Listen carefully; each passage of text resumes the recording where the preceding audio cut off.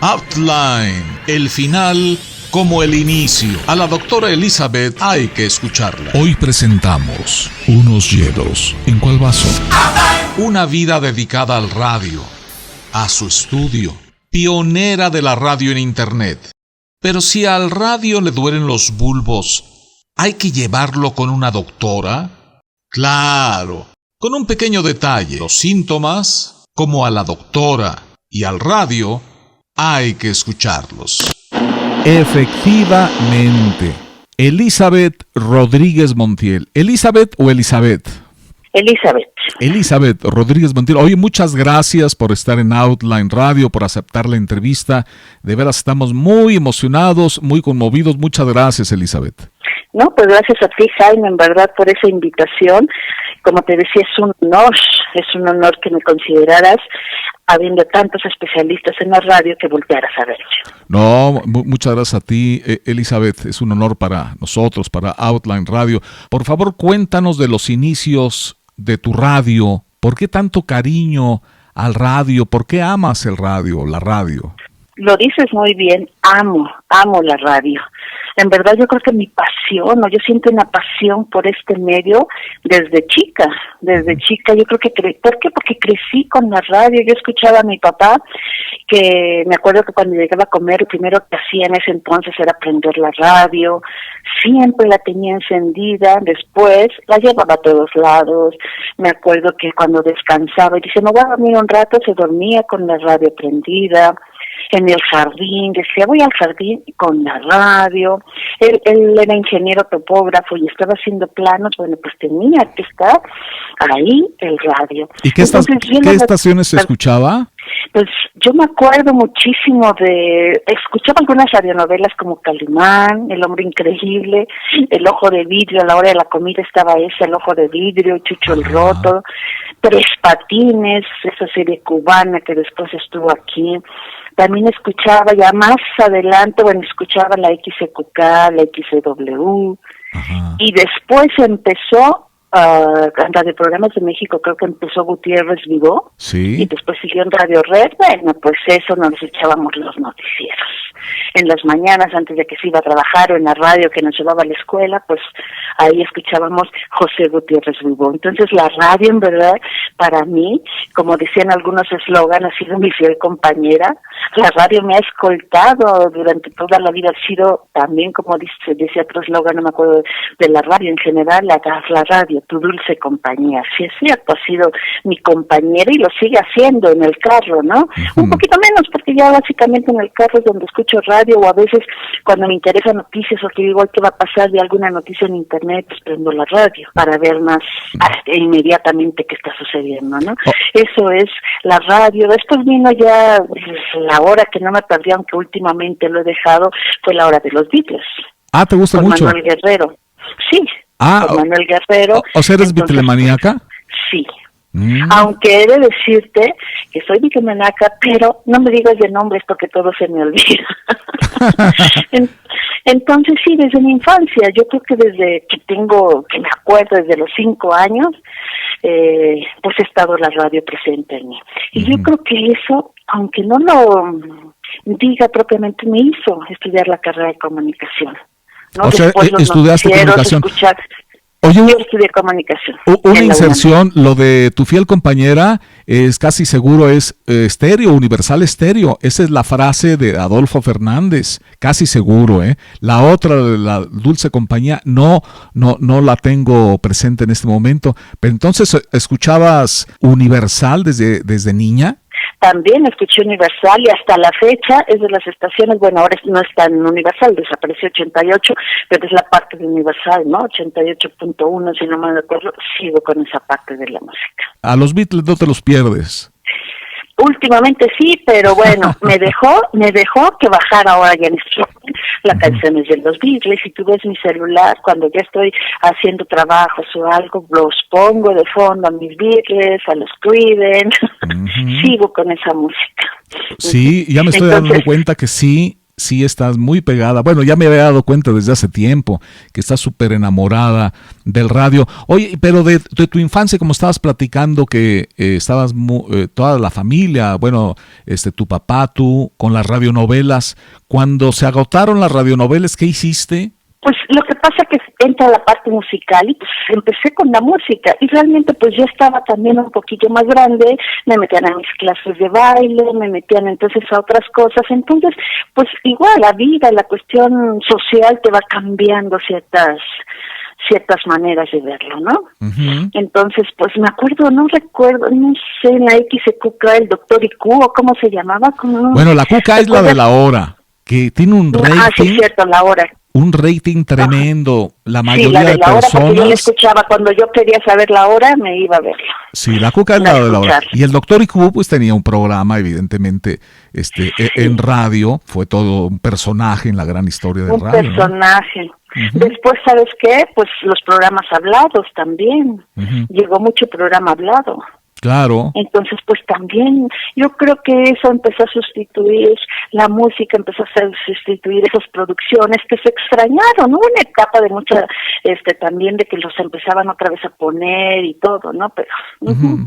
Mi vida también cambió, pero el amor a la radio no cambió, cambiaron las estaciones, uh-huh. Radio Éxitos, Radio Variedades, La Pantera, recuerdo que estuve escuchando, ¿no? Uh-huh. Oye, entonces, no, pues sí, tenías el oído muy afinado en el radio. Entonces, ¿esto te llevó a estudiar comunicación? Me llevó a estudiar comunicación.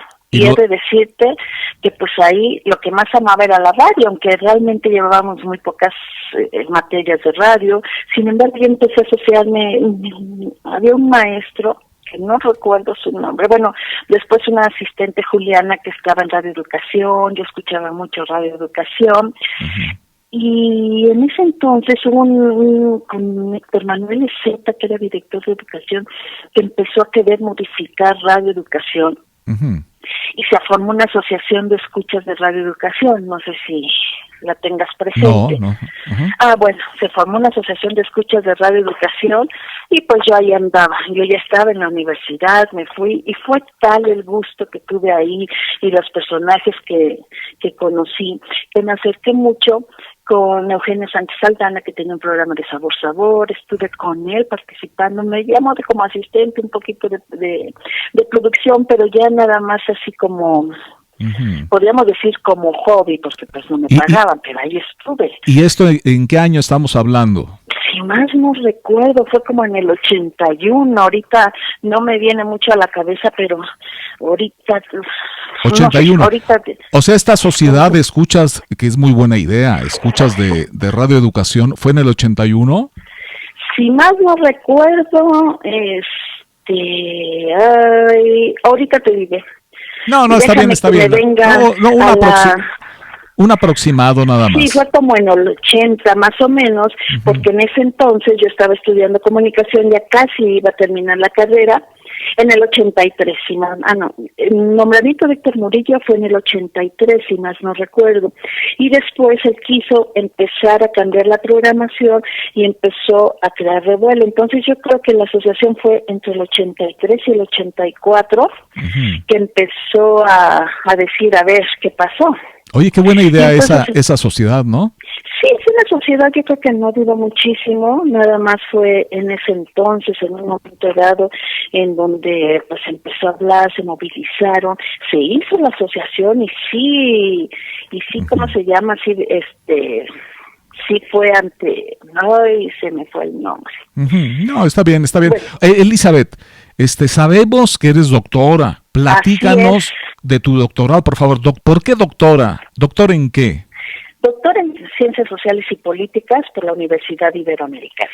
Ajá. Yo trabajaba en el Tecnológico de Monterrey, aquí en el Campus Estado de México. Yo entré a trabajar ahí cuando terminé yo terminé mi licenciatura en el 84, en el 88 entro a trabajar en el TEC, y ahí la verdad me fui formando, fue mucho apoyo por el Tecnológico de Monterrey, y después me pidió que estudiáramos la maestría. Me becó, estudié la maestría en el TEC de Monterrey, estudié una maestría en comunicación, en educación con especialidad en comunicación, y ahí hice mi segunda tesis de radio. La primera tesis de radio, sobre radio, la hice en la UNAM, sobre la voz de los escuchas y la radio, sobre esa asociación que te platicaba. Oye, con razón. No, sí, pues por con eso razón. me acuerdo. Entonces ahí hice sobre qué era radioeducación, por qué peleábamos por radioeducación, etcétera, que no queríamos que cambiáramos el cuadrante, etcétera.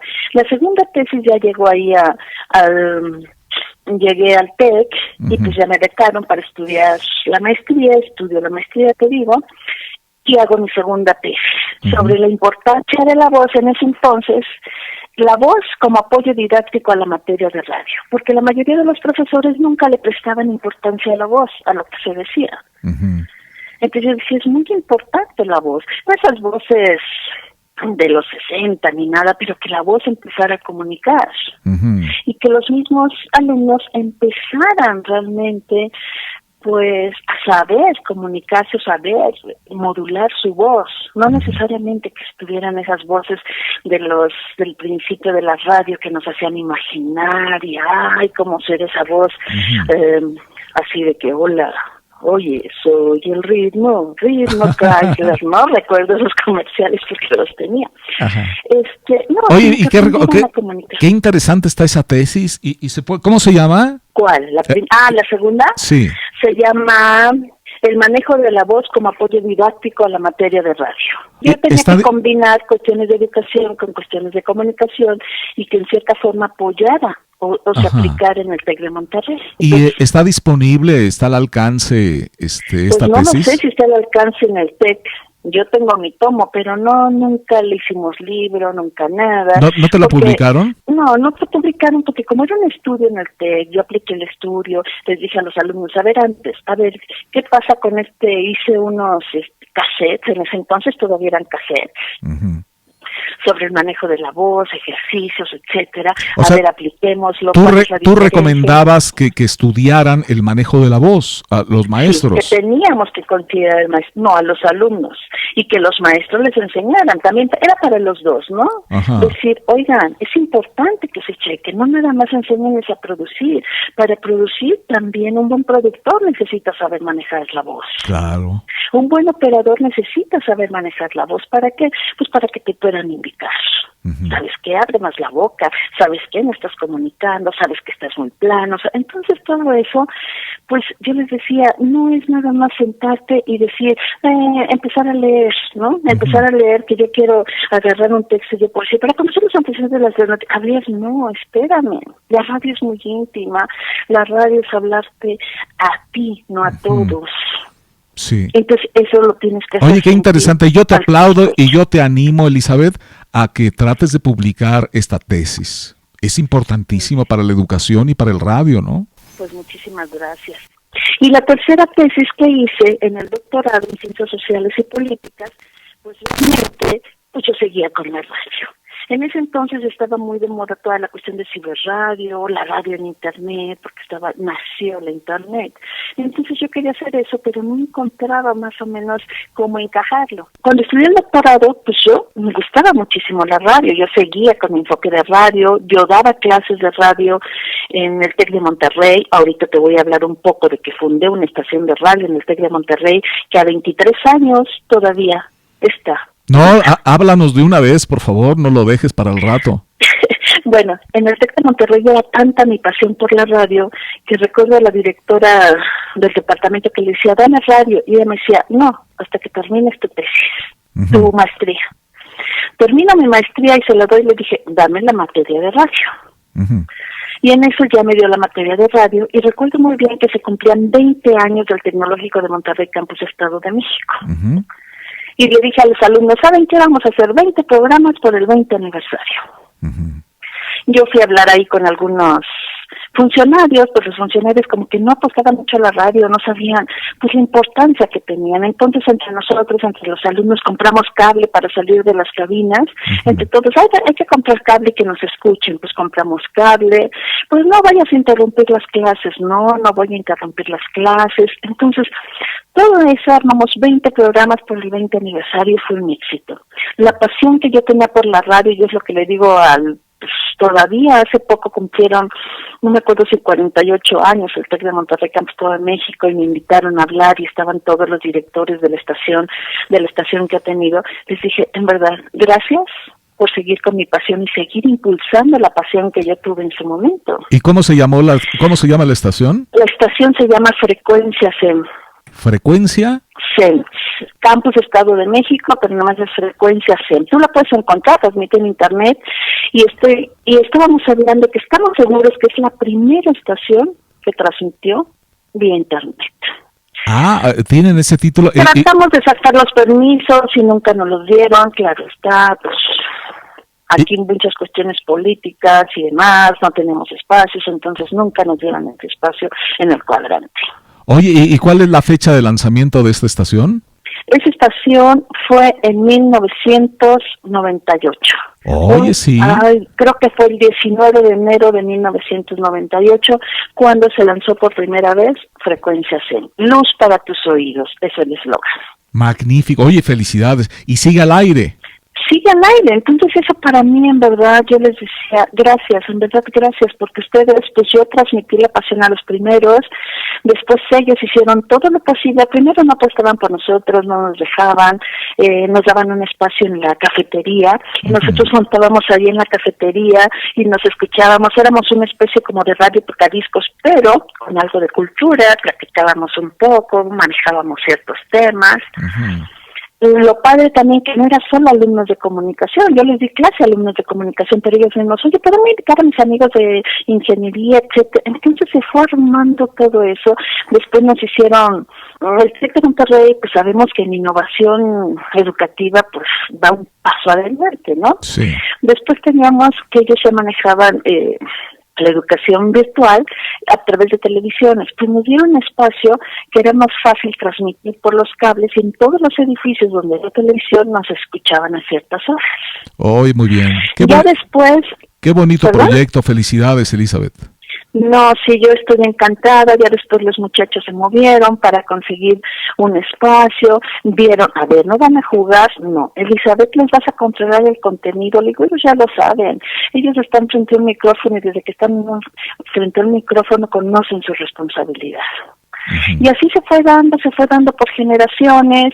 Salió el primer director, que ahorita, por cierto, el primer director de Frecuencia SEM, que fue mi alumno, que fue uno de los más apasionados, ahorita está en la radio, en Grupo ASIR, en 88.9 Noticias, Alfredo Romo. Oye, ¿es tu alumno? Sí, fue mi alumno, fue el primer alumno que tuve, que él entró a Radio 20, y fue el de los más apasionados, que se quedó no sé cuántos años como director de la estación.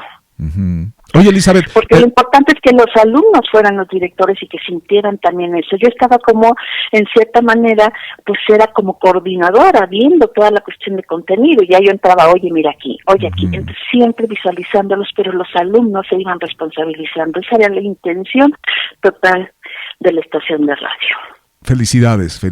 Ibas enfilada al doctorado y a tu tesis de doctorado de radio. Pues sí, ya después la oportunidad nuevamente surge y dicen, pues, el doctorado. Entonces, pues, me dijeron en donde quieras. Estuve buscando y dije, bueno, ya quiero otra cosa, y me fui al doctorado de Ciencias Sociales y Políticas, y era el que empezaba antes. Me fui a ese doctorado y pues ya me gustó muchísimo, y empecé y dije, bueno, cuestión social, y empecé, pero dije, estaba surgiendo el internet, estaba surgiendo la radio en internet, y la radio, todo eso, y dije, pues esto es. Bueno, no sé cómo cambió toda la situación, es decir, cómo lo asocio con alguna tecnología. Llega una doctora, en ese entonces a la Ibero, la doctora Shang, y María Elena, y entonces traía una teoría muy interesante, sociotécnica, de un señor llamado Thomas Hughes. Entonces me dice, ¿por qué no ves a la radio desde esta mirada sociotécnica? Y entonces ahí empecé a cambiar todo, porque dije, bueno, para hacer la mirada tengo que conocer desde la invención de la radio, cómo surge la radio, y ahí nace mi tesis del fenómeno histórico de la radio en México, una mirada sociotécnica. ¿Podríamos repetir el título de tu tesis, por favor? Sí, el fenómeno histórico de la radio en México, una mirada sociotécnica. Ajá. ¿Esta está publicada? Esta está publicada por la Editorial Académica Española. Fue un error, la verdad, yo ya me iba a retirar, según yo, de la vida docente, y entonces alguien me ofreció, yo decía, no, y después me hacen un ataque, dije, bueno, está bien que me la publiquen. Uh-huh. El problema de esta publicación es que pues está en España. Uh-huh. Y pues dices, a ver, ¿dónde adquiero el texto en España? Entonces fue un error terrible, y si lo adquiero en España, pues por cuestiones de euros, por cuestiones, pues sale para nuestros muy caro, ¿no? Entonces, pues realmente, pues fue a lo mejor como un ego nada más, ¿no? Uh-huh. Si lo vemos así. Pero si pues o sea, si una persona está interesada en tu tesis, sí la puede adquirir. Sí la puede adquirir, se puede meter en Amazon de España y poner el fenómeno histórico de la radio en México y ahí le va a aparecer, ¿no? Ok. Ahora, de forma compactada, Elizabeth, en forma compacta, ¿podrías compartir en términos muy básicos posibles de qué trata tu tesis? Bueno, básicamente el objetivo principal de explorar este fenómeno histórico es que parto de que la radio es una tecnología social y que su construcción no obedece a un proceso lineal realmente, sino tiene que ver con toda una, podríamos decir, innovación, pero una mezcla. Esa innovación que se da es una mezcla de participantes, entre científicos, empresarios, gobiernos, usuarios, que vieron que esta tecnología o que este artefacto, yo estoy hablando del aparato, uh-huh, había posibilidades de comunicación. Entonces de ahí que yo me cuestionaba de que la tecnología, aunque es un producto, es un hecho, la tecnología es un hecho, es una práctica social, es una construcción que detrás de sí hay un tejido social y técnico que es inseparable, que es indisoluble. Y entonces, a raíz de ahí, nosotros tenemos que ir construyendo cómo será el desarrollo de la radio, qué interviene en la radio, el impacto que tienen los usuarios, el impacto de los empresarios, qué papel jugó el Estado ya cuando nace realmente ese fenómeno, ¿no? Uh-huh. Claro está, a través de 5 etapas, podríamos decir.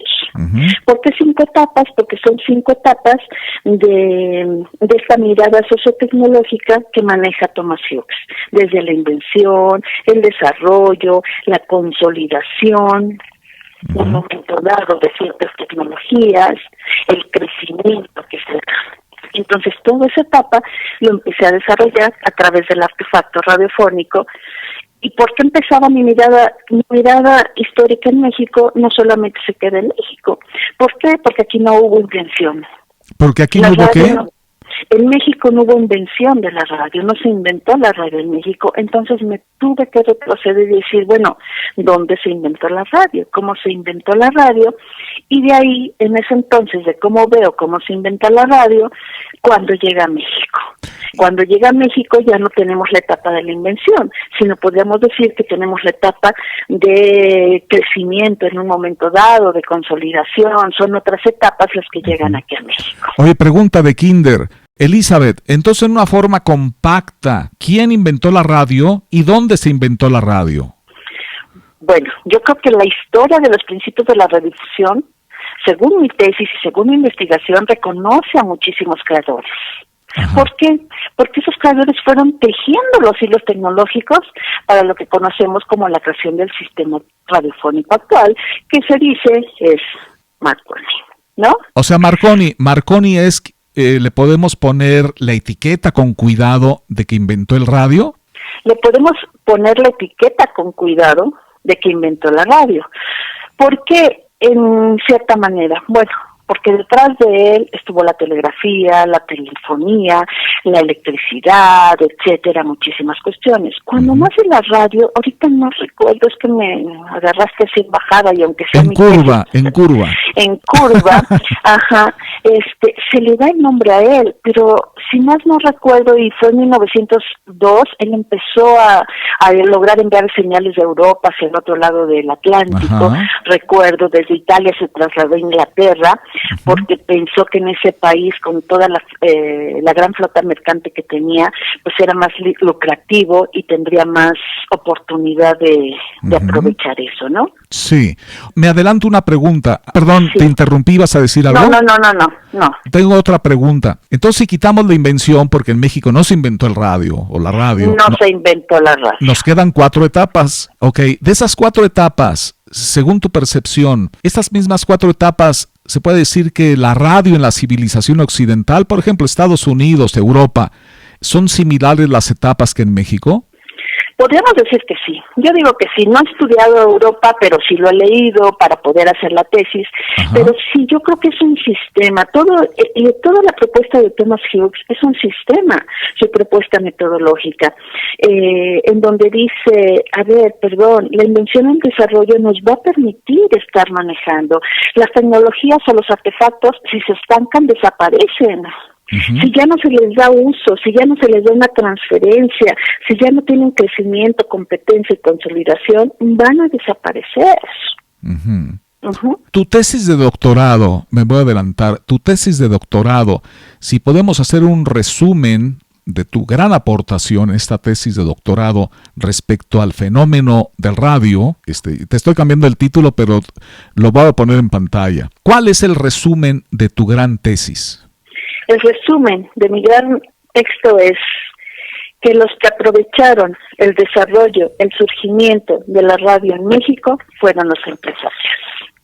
Y que los empresarios, y por eso ahí realmente el enfoque que hasta la fecha tiene nuestra radio. Y porque ellos no han permitido que crezcan las radios universitarias, indígenas, sociales, etcétera.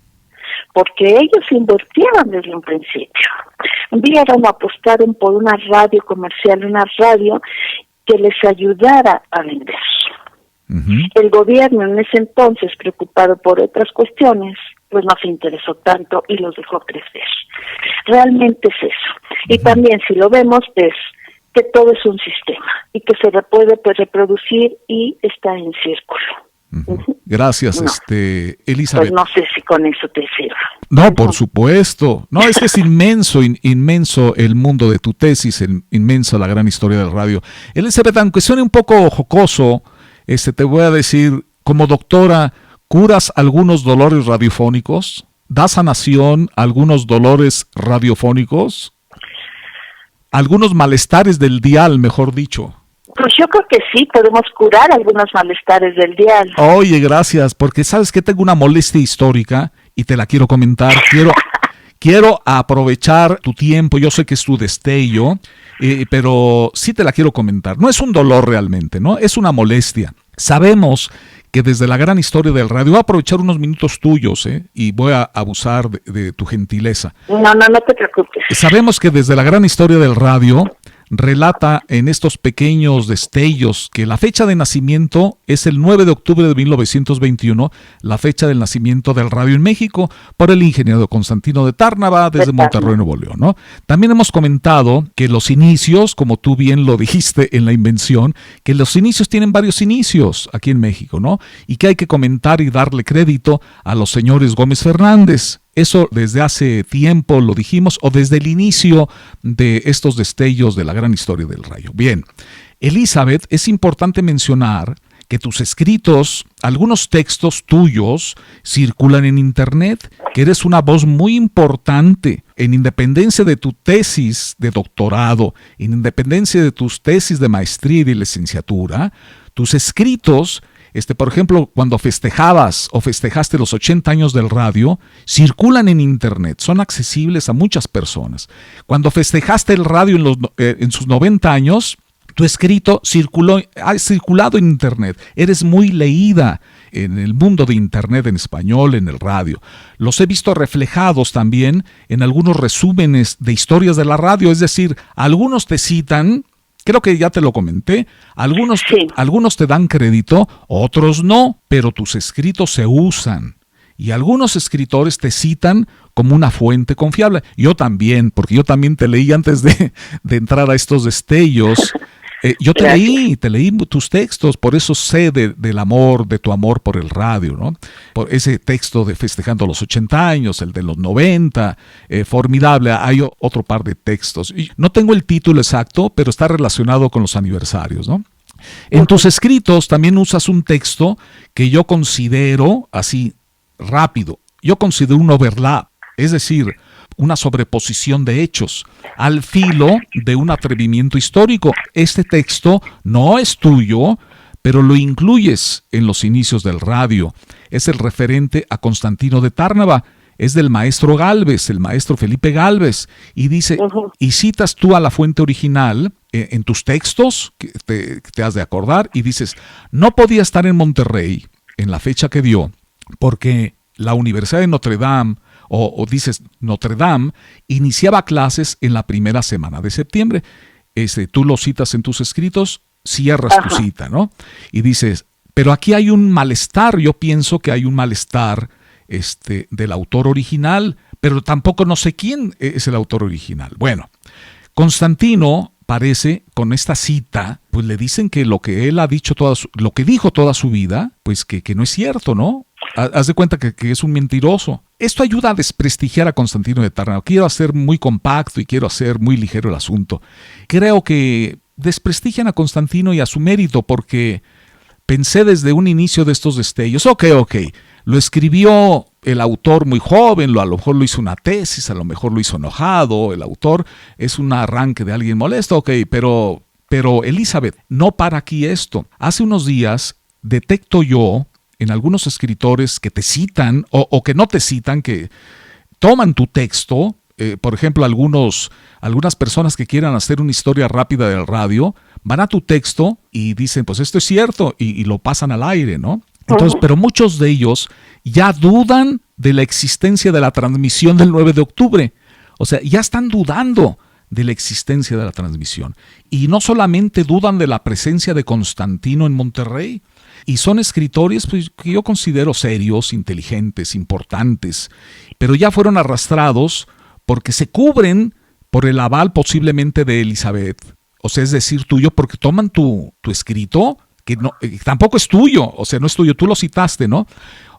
O bien del texto original. Yo pienso que este texto original es del 84, puede ser, a lo mejor es la tesis del 75, pero enfocándonos en este remate del texto, donde asegura que no estaba Constantino en Monterrey, se me hace algo delicado, porque no se presenta ninguna prueba. O sea, solamente dice que seguramente no estaba, pero no presenta ninguna prueba, no hay ninguna. Y si la presentara, por ejemplo, una carta de la Universidad de Notre Dame, de Indiana, una foto de la apertura de cursos, tampoco es históricamente aceptable porque estaba estudiando el ingeniero Constantino de Tárnava en la Universidad de Notre Dame, en Indiana, pero no estaba en la cárcel, no estaba en Lecumberri ni en Alcatraz.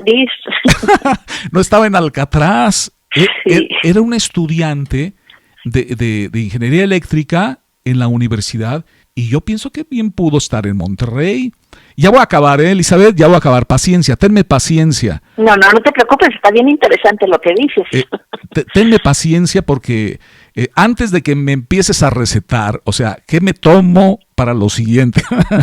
Antes de que me recetes, doctor Elizabeth. Esto es delicado y es grave porque muchos, o desde hace 20 años dan por hecho esto, analistas, estudiosos, periodistas, y ya empiezan a dudar de la transmisión, y al rato, como ocurre con los overlaps y con la chatarra histórica, van a decir que Constantino lo plantaron, de plano van a decir, no, pues a este lo plantaron. ¿Y qué van a decir? Sí, Constantino estudió en una escuela de electricidad, a lo mejor en Athena College, y se coló a pedirle un autógrafo a Ramiro Garza o a Lacho Pedraza. Y dice, porque la chatarra histórica crece y crece, tú lo sabes bien, es muy delicado, y solamente estoy enfocado en el remate de que no podía estar en Monterrey, solamente estoy enfocado ahí, ya le quiero cortar, y no cito que el doctor militar Gómez Fernández pudo haber tenido más injerencia con el general Álvaro Obregón, por ser militar, él pudo haber tenido más injerencia que un empresario. Y tampoco voy a citar que en Internet solo existe el doctor Gómez Fernández en los escritos de radio. Y parece que el doctor Militar Gómez Fernández y su hija después, en Internet viven solamente para que los usen como un medio de desprestigio. Y con otra, en uno de los textos recientes del maestro Felipe Gálvez, quien merece todos mis respetos, él tiene un texto disponible en Internet, ofrece un relato minucioso de lo que hemos platicado ya todos estos minutos y cita como una de sus pruebas el periódico Excelsior del 28 de septiembre de 1921. Tuvimos acceso al Excelsior, tuvimos acceso a la portada y resulta que sí, efectivamente, en la portada, en una de sus 8 columnas, se escribe y aparecen estaciones de telefonía inalámbrica. En la nota del Excelsior se habla de las maravillas de la telefonía inalámbrica, la Dirección General de Telégrafos. Se ensalza un moderno sistema de comunicación telefónica, pero no habla de radio. El Excelsior no habla a los Gómez Fernández, no habla de los señores Gómez Fernández. No aparece el Teatro Ideal. Es decir, la nota del Excelsior del 28 de septiembre de 1921, que se da como una fuente, no menciona nada de radio. ¿Dónde están las fuentes primarias? Las pruebas contundentes, o como dirían los señores jueces y magistrados, una prueba superveniente. Yo no las encontré. Hasta este momento no hay pruebas. Y la negación de la presencia en Monterrey de Constantino de Tárnava. Hay otro dato. El 9 de octubre, Elizabeth, era domingo. El 9 de octubre fue domingo a las 8:30 de la noche. Bueno, no hay clases, a menos que tome tai chi en Chipinque o pintura en el Bazar del Sábado aquí en México. O sea, no hay clases los domingos. O sea, ya remato y ya me quiero porque ha habido muchos overlaps en estos destellos. Y yo a mis amigos, todos ellos mis invitados, les hago saber con mucha calidez y con mucho respeto que están cometiendo un overlap. Le digo, oye, ¿sabes qué? Este es un overlap, aguas. Así que aquí hay un overlap, Elizabeth, en 1921. Y bueno, ya creo que ya sentiste la molestia. Disculpas una vez más a ti, a todos los que están escuchando, pero pienso que está mal. Mínimo es un overlap, mínimo.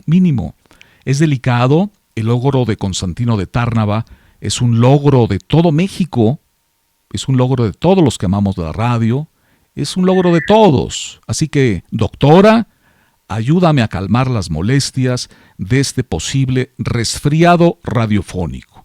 Tu opinión, por favor.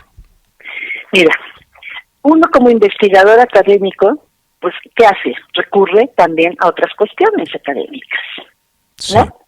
Yo también el único texto que encontré fue de Felipe Gálvez. En el texto Los albores de la radio, si más no recuerdo. Sí. Es cierto, yo lo cité tal cual, porque no era mi cita ni nada en ningún momento. Y lo puse, y yo continúo diciendo que de Tárnava en mi tesis es uno de los pioneros de la radio en México. Y tampoco quitarles hermanos Gómez, así como por ejemplo hubo, en un momento dado, surgen nombres en la invención de la radio. Y tú dices, a ver, ¿en dónde surgió eso? Perdón, él puso el tornillito en un momento dado. Yo en verdad partiría que de Tárnava, y hay que reconocer, a lo mejor en un momento dado, si en algún lado alguien investigó a los Gómez Fernández, los dos son pioneros de la radio en México, en esta cuestión. Tú ya dices, y me das alguna fuente, que en el Excelsior, en el 28 de septiembre de 1921, cuando lo lees, pues tú crees que no hay nada relacionado a la radio. Yo te diría, y entonces también a los hermanos. En ese entonces, yo por lo que investigué y leí, los hermanos fungieron como los animadores de esa, podríamos decir, de la emisión de radio, pero eran animadores en torno a la exposición comercial que había internacional del centenario de la vida de independencia de nuestro país. Y ellos eran animadores, y fue a través que hicieron ese podríamos decir, esa primera emisión, o esa emisión que ellos manejaban. Esa transmisión. Sin embargo, en ese entonces, hay que acordarnos un poquito, y yo sugiero un poco la cuestión de la tesis, que realmente en ese entonces los experimentos, al igual con Marconi, no se conceptualizaba la radiotelegrafía en sus casas. Entonces a lo mejor ahí pues pensaron que era algo más de lo que era la telefonía, como un experimento de telefonía. Y a lo mejor no le prestaron ese interés en el periódico, yo podría suponer, ¿no? Entonces yo digo, para mí, ellos, si en algún momento alguien los mencionó, en algo deben de estar. A lo mejor nos vamos a tener que meter muchísimo más, no solamente en el Excelsior, buscar otros periódicos que voltearan a ver, pero igual podrían decir, no, pues es que están probando algunas cuestiones telefónicas y por eso no le dieron ese crédito en un momento dado. Por otro lado, por ejemplo, la cuestión de Tárnava, que no estaba ahí, es cierto, yo lo puse. Sin embargo, después lo retomé diciendo, a ver, pero perdón, de Tárnava tenía ciertas cuestiones y hay, o se sabe, que tuvo y consolidó una estación más adelante. Y en ese momento, pues hay que trascender, porque él fue de los primeros. Por eso yo le puse, pues para hacerlo trascender, se debía dar esa paternidad a Constantino de Tárnava, ¿no? Porque él tuvo la habilidad, podríamos decir, de la gestión en la práctica. A lo mejor los hermanos, si se dice, hicieron transmisiones esporádicas y desapareció en 1922, ya no se sabía nada de él. Bueno, de Tárnava, si no empezó y si se le registró, pero ellos siguieron. Él tuvo la posibilidad de Tárnava, por cuestiones de la familia, tener el presupuesto en un momento dado para hacer esa transferencia y ese desarrollo de la transmisión. Pues entonces, si yo veo y yo volteo desde la mirada sociotécnica, entonces digo, de Tárnava hay que darle la paternidad. Porque también tenían vínculos familiares, si lo vemos así. Se dice que de Tárnava, la familia de Tárnava tuvo vínculos de negocios. ¿Con quién? Con el Grupo Monterrey, lo que ahora es el poderoso Grupo Monterrey, con la familia Azcárraga mismo. Y entonces, ¿qué pasa? Esa también con conexiones de negocios con la compañía francesa, que establecería más adelante una radio en el país. En toda esta visión empresarial, que en un momento dado, a lo mejor más adelante, tuvo de Tárnava y que permitió que tuviera su estación, pues entonces es, a mi punto de vista, en esa mirada, quien logró esa trascendencia de la radio. Y de ahí que yo le diría, pues de Tárnava podría ser la paternidad. Aunque uno de los pioneros, también hay que mandársela, si sabemos, si hay que rectificar nada más, los hermanos Gómez, Adolfo Pedro Gómez Fernández. Bueno, yo con todo respeto, desde un principio, para mí sí está muy claro que la fecha de nacimiento del radio es el 9 de octubre, porque él tenía la conciencia de que estaba transmitiendo una estación de radio. O sea, hasta sus siglas, ¿no? Sí, él estaba usando siglas. No siglas, dice, son nominales, me decía un compañero en paz descanse. Las nominales.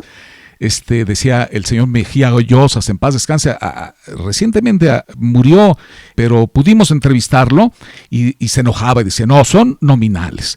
Entonces, Constantino de Tárnava dijo, estoy transmitiendo desde la TND. Él le puso nominales, esa es una. Su trabajo experimental lo hizo en 1919, en 1921 ya estaba haciendo radio y yo lo pongo por esa conciencia que tenía. Para mí es muy fácil.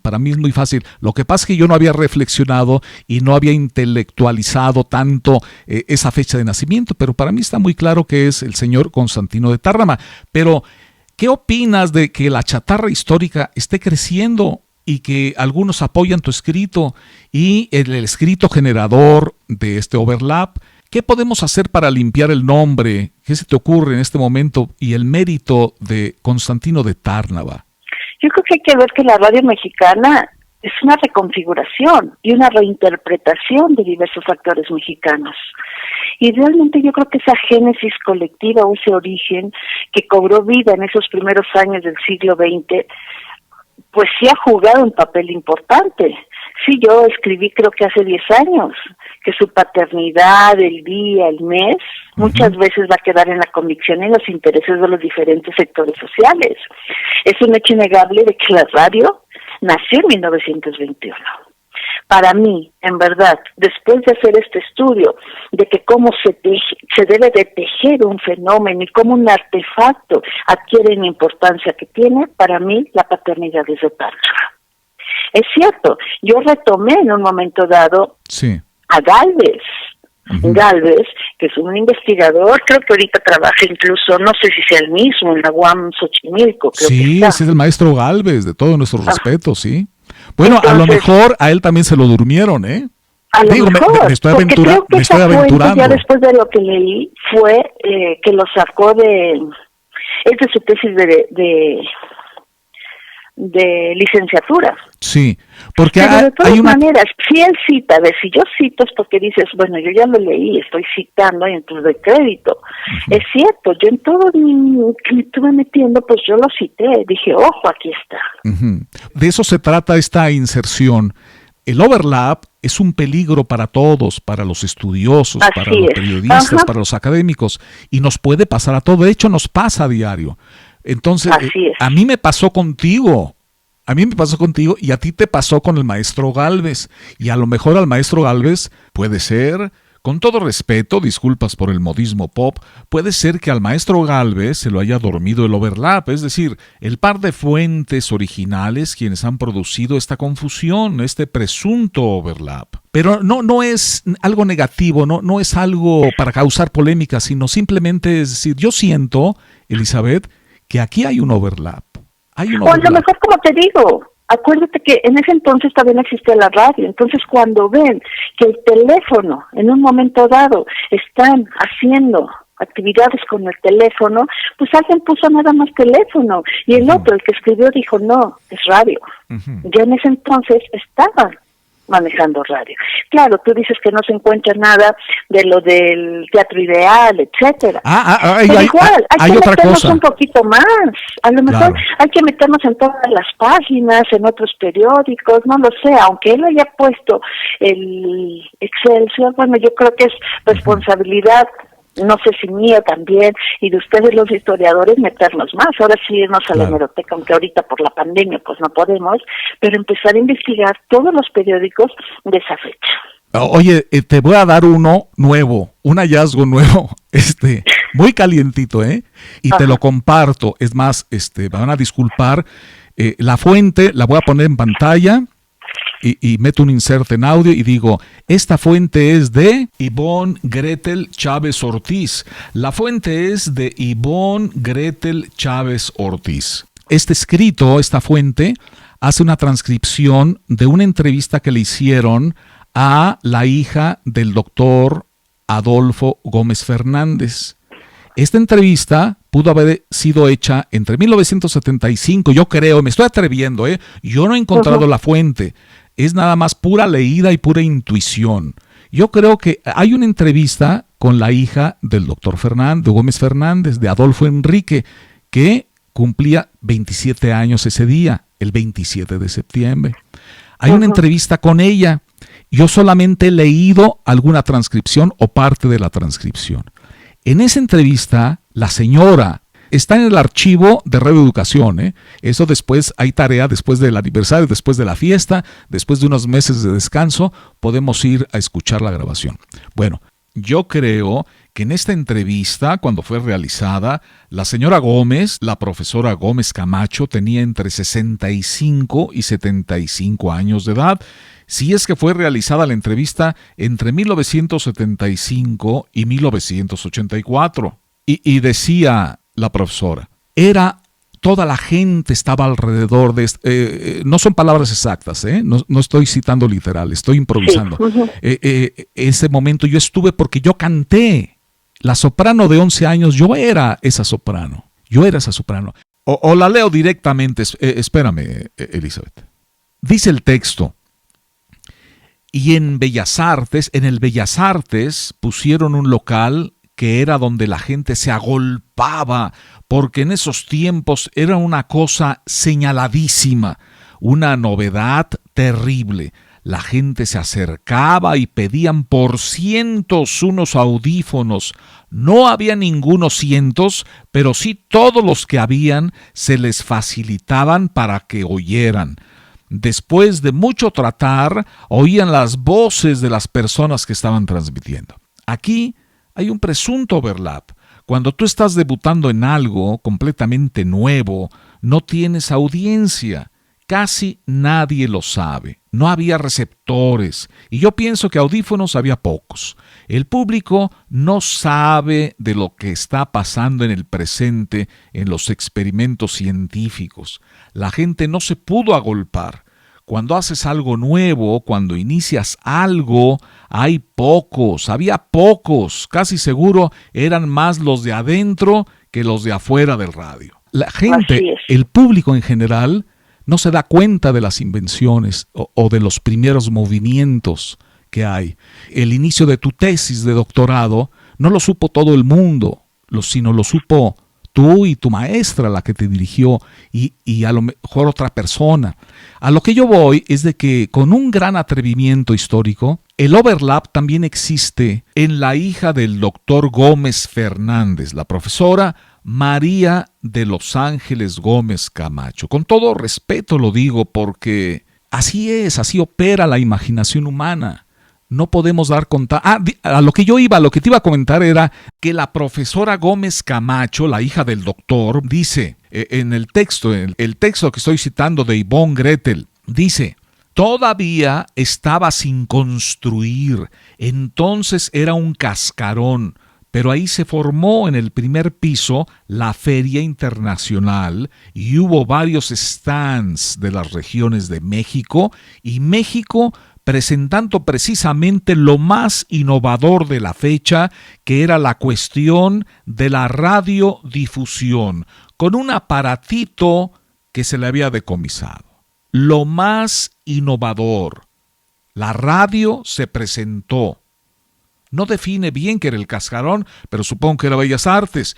Pero ellos se presentaron en Bellas Artes y ahí se presentó, según dice el Excelsior, del 28 de septiembre de 1921, se presentó solamente la telefonía inalámbrica, no el radio, no hay nominales. Aquí hay un presunto overlap, una confusión de escenas y de fechas. ¿Sí te puedo hacer llegar mi sentir, Elizabeth, mi malestar de esta confusión del overlap? Sí. ¿Sí te expreso el overlap? Ajá. Bueno, muy claro. Yo creo que vamos a pararle, a meterle hielo al asunto. Me quedo con todo lo que me has dicho y tu recomendación. Oye, pero ¿qué me tomo para el resfriado? ¿Qué hago? Lo que te tomas para el resfriado es un hecho innegable que la radio nació en 1921. Eso sí. Ajá. Empecemos de ahí. Ok, me la voy a tomar. De ahí, punto. A ver. ¿Y quiénes fueron? Pues no sé, porque al rato también yo leí un texto que yo te podría decir, oye, es que yo leí un texto que no me acuerdo dónde, que decía que en agosto de 1921 se hizo una transmisión así del general Obregón. Sí, del general Obregón en Córdoba, Veracruz. Claro, pero ahí... Entonces ahí también te voy a decir entonces... Sí, yo también lo he visto. Si lo consideramos, y mira que yo no lo puse en el texto, sea como sea la radio... Bueno, ¿y por qué el general Álvaro Obregón no se colgó la medalla del radio? Porque lo que estaba haciendo no era radio, era una transmisión experimental. No era radio lo que estaba haciendo. Si no, ¿tú crees que el general Álvaro Obregón no va a decir, estoy haciendo radio y yo fui el primero? Así es. Yo pienso que sí. Entonces, si lo vemos, pues la historia no es muy clara con ese respecto. Vamos a manejarlo así. Sí. Pero yo sí me quedo en mi tesis que el que pudo trascender, podríamos decir así, el que desarrolló, el que se consolidó con la radio, fue de Tárnaga. Sí, gracias, Elizabeth. A diferencia de los tres. Entonces, si lo vemos en ese planteamiento de para que un artefacto, en este caso el artefacto radio, pueda trascender, necesitamos ese espacio. No lo inventó de Tárnaga. No lo inventó. Supo hacer la transferencia adecuada, lo supo consolidar, lo supo desarrollar, lo afianzó y le dio el crecimiento necesario para decir, señores, tenemos una radiodifusión en México.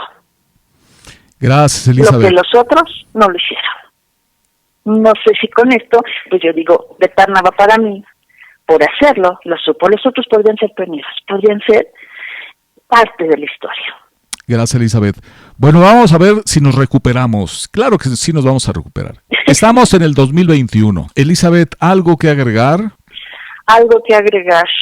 Pues estamos a 100 años de la radio y la radio aún vive. Entonces hay que darle muchísima fuerza a esa radio y en verdad yo creo que apostemos por otras voces, nuevas voces, y que los radiodifusores no tengan miedo, no tengan miedo de apostar por otro tipo de contenido. La radio comercial, en verdad, si sabemos manejar la radio, no es mala.